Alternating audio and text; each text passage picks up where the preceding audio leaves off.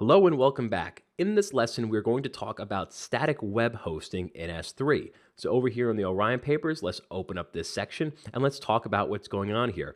So Amazon S3 provides an option for low-cost, highly reliable web hosting service for static websites. And for static websites, we mean content that does not change frequently. This solution should not be used for a dynamic website.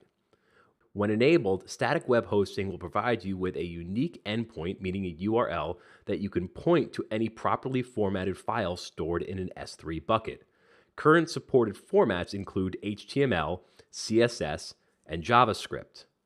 Amazon Route 53 can also map human-readable domain names to static web hosting buckets, which are ideal for DNS failover solutions, and I'll talk about that point in more detail in a second.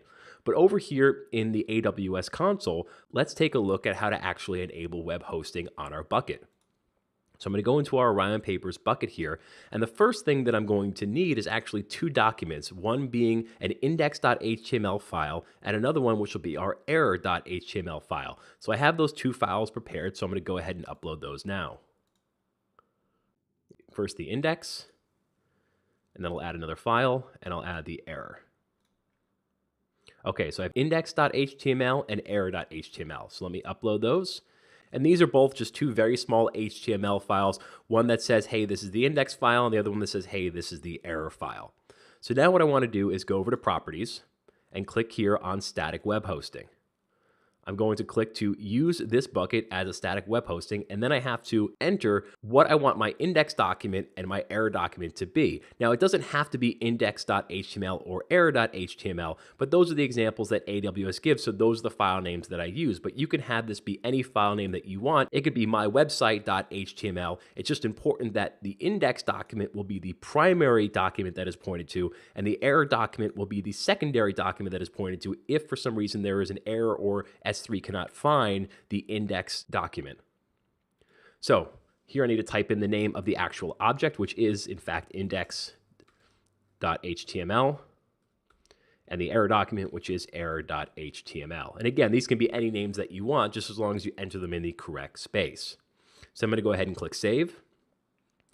And then I'll go back into web hosting here because I do have to get my endpoint URL. So this is the URL that is provided to me, which will be the URL used to access these web documents. So if I open up a new tab here and paste this in, we should see that it should come up. Oh no, wait a second. I did get an error here. I got an access denied error. Now, why could that be? Well, let me show you exactly why here. If I save this again here and I go back to our objects and I click on index.html and go to permissions, there are no permissions for the public to be able to view these files. So even though I enabled static web hosting, I also need to make sure that I have the proper access granted on these files so that somebody can access them from over the open internet.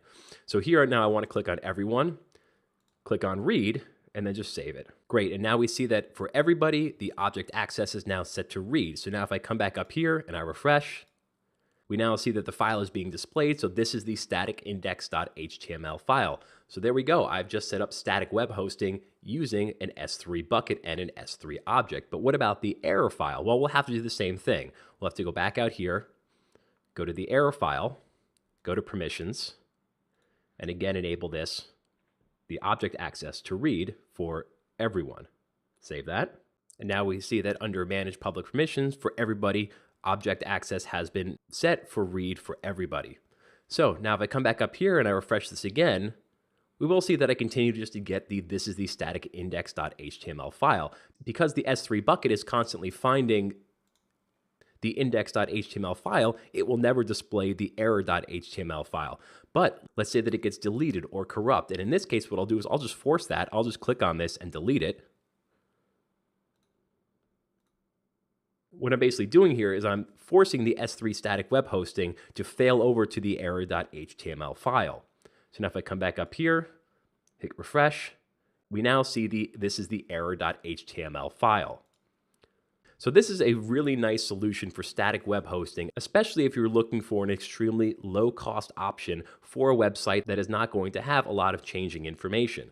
Also, and what I mentioned earlier, Amazon Route 53 can also map human-readable domain names to the static web hosting bucket, and this is great for DNS failover.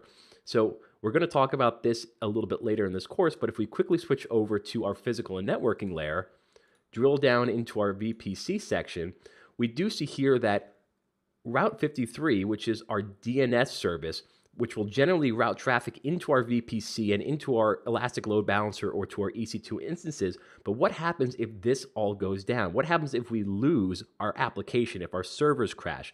Well, we can always set up a static web hosting bucket within S3. And what can happen is if this goes down, DNS can always take traffic coming to our domain and route it to a static web page in our S3 bucket. And that could just be something as simple as saying, hey, we're sorry, our servers are overloaded right now, or we're experiencing technical difficulties. Please check back later. So instead of your customers getting an error not being able to access anything, at least they have a reliable source to receive some sort of an error message or static web page. So there are a lot of great uses and benefits of S3 for static web hosting, most of which is that it is extremely cheap and also extremely reliable. And with that, we will conclude this lesson. Thank you for watching. You may now move on.